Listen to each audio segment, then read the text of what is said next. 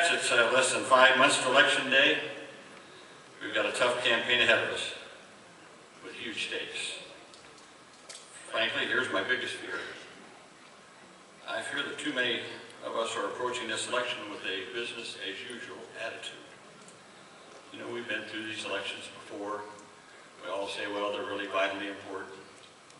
I think Governor Patrick hit the nail on the head. This is a big turning point in how Americans view their government and how government interacts with society writ large. I think too many Democrats are underestimating what the Republicans intend to throw at us. You know, we all had our laughs last year. We all thought this was fun and games. I mean, let's face it, the circus came to town. The Bachman, Perry, Trump, Kane, Gingrich, Santorum circus came. And they left town. And now we are left with Mitt Romney. And don't underestimate him. He's a seasoned, smart candidate, with one exception. Sometimes he says things that you just got to stop and say, what? Like last week, he said that President Obama was out of touch with the lives of ordinary Americans. That's rich, in more ways than one.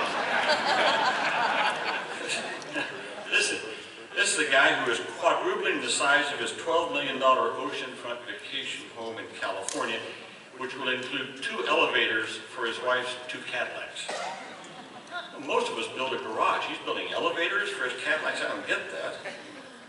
This is a guy at the state fair said corporations are people too. He said that his $374,000 speaking fees last year was, quote, not very much.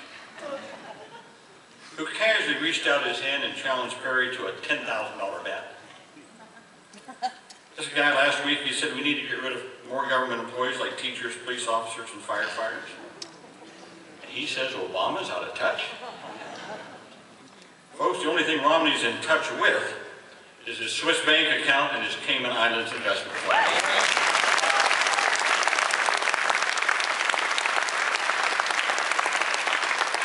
But just keep in mind, Romney's just a front man. Behind him stands a Republican Party that is playing winner-take-all politics like I've never seen. They intend to spend whatever it takes to win the presidency and both houses of Congress. From day one of Barack Obama's presidency, the Republicans and their right-wing money people, such as the Koch brothers, have been determined to bring him down. The Republican leader of the Senate, Mitch McConnell, said it in very clear, unequivocal terms, and here is the exact quote.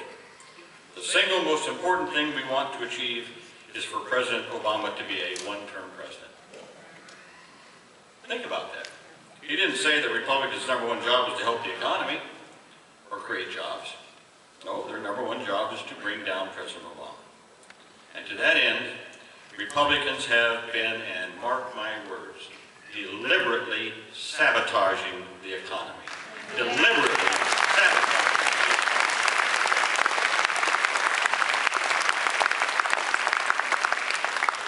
To explain Republicans' reckless threat last summer to default on the national debt, which lowered our national bond rating for the first time in history. How else do you explain Speaker Boehner's threatening several weeks ago to do it again? How else do you explain Republicans' filibuster of every single jobs bill that we have brought up this year? Not that they amend it and try to change it. No, they filibustered so we couldn't even bring it up on the floor of the Senate. Folks, this is not your parents' Republican Party. This is not even Ronald Reagan's Republican Party. This is a Tea Party-driven Republican Party that purges moderates and rejects compromise. Indeed, I think we ought to say it quite frankly. The Republican Party is the Tea Party and vice versa. It is one united party. There's not two of them.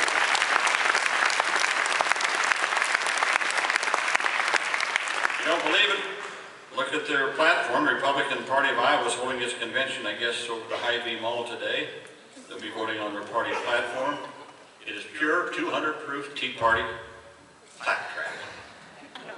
It has a birtherism plank. It calls for the abolition of the Department of Agriculture. Abolish it. Abolish the Department of Education, abolish the Homeland Security, abolish the Department of Health and Human Services, abolish the Department of Energy, abolish the Department of Interior, abolish the Department of Labor, abolish the Department of Commerce, abolish EPA, abolish the Food and Drug Administration. I mean,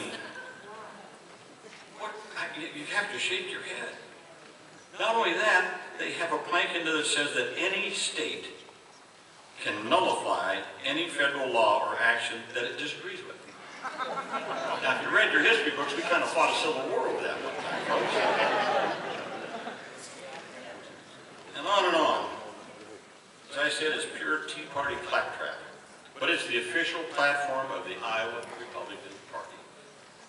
As Michael Gardner said last night, I would be embarrassed to be a Republican in the state of Iowa today